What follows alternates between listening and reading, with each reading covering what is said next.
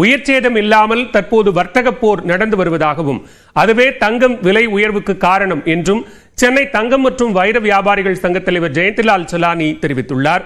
News 18 Tamil Nadu செய்தியாளர் செல்வகுமாரிடம் அவர் பகிர்ந்து கொண்ட கருத்துக்களை தற்போது பார்க்கலாம். தங்கம் தான், அது என்னைக்குமே மாறாது. ஆனா தொடர்ந்து இப்படியே போயிட்டு இருக்கு. இது இந்த நிலைமைக்கு என்ன காரணம்?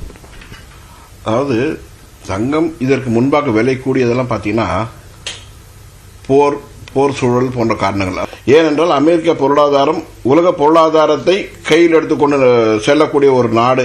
அந்த நாடுடைய அறிவிப்புகள், அந்த நாட்டுடைய அதிபருடைய அறிவிப்புகள் பெரிய அளவில் பொருளாதார தாக்கத்தில் ஏற்படுத்தும். அதனுடைய தொடக்கம் தான் இந்த தங்கம் விலை உயர்வதற்கு. தங்கம் விலை உயர்ந்ததற்கு முக்கிய காரணம் பார்த்தீங்கன்னு சொன்னா பெரிய போர் ஏற்பட்டது. அந்த போர் தான் இப்பொழுது ஏற்படக்கூடிய போர் வர்த்தக போர் அப்படின்னு சொல்லலாம். எந்தவித உயிர் சேதமும் இல்லாமல் பொருளாதாரத்தை சீரழிக்கக்கூடிய ஒரு செயல். குண்டுமணி தங்கம் கூட வாங்க முடியாதவங்க இருக்காங்க.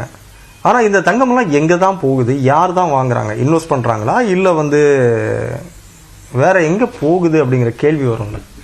இல்ல, அதாவது தங்கத்தின் மீது மக்களுக்கு விலை ஏறிடுச்சு, அதனால யாரும் வாங்க மாட்டாங்கன்ற அப்படிலாம் தாண்டி தங்கத்தின் மீது முதலீடு செய்தால் நிச்சயமாக பெருமளவில் லாபம் வரும். தங்களுடைய குடும்பத்தில் பொருளாதாரம் மேம்படும். பொருளாதாரம் மேம்படும். தங்கம் இருக்கிறதுனால அவங்களுக்கு ஒரு தைரியம் ஏற்படும். எதிர்காலத்தில் சிறுசிதாக சேர்த்து அதை வைத்துக்கொண்டு ஒரு வீடு வாங்குவதோ நிலம் வாங்குவதோ அப்படிப்பட்ட ஒரு இல்ல புதிய தொழில் துவங்குவதற்கோ தங்கமுடைய சேவை பெரிய அளவில் எல்லாருக்கும் உதவி கொண்டு வருகிறது. தங்கத்தின் முதலீடு செய்தால் அந்த முதலீடு பல மடங்குகள் உயர்ந்து கொண்டு வருகிறது என்பது நம் கண்கூடாக கடந்த 5 வருடங்களா நம்ம பார்த்துட்டு வரோம். அப்படின்னு பாத்தீங்கன்னா நிச்சயமாக அதன் மீது உள்ள முதலீடுகள் இனி வரும் காலங்களோ இன்னும் அதிகரிக்கக்கூடிய வாய்ப்புகள் அதிகமா இருக்கும். ஷேர் மார்க்கெட்டை பொறுத்த வரைக்கும் இன்வெஸ்ட் பண்ண எல்லாருக்குமே ஒரு பெரும் பின்னடைவு தான். வீழ்ச்சியில தான் இருக்காங்க.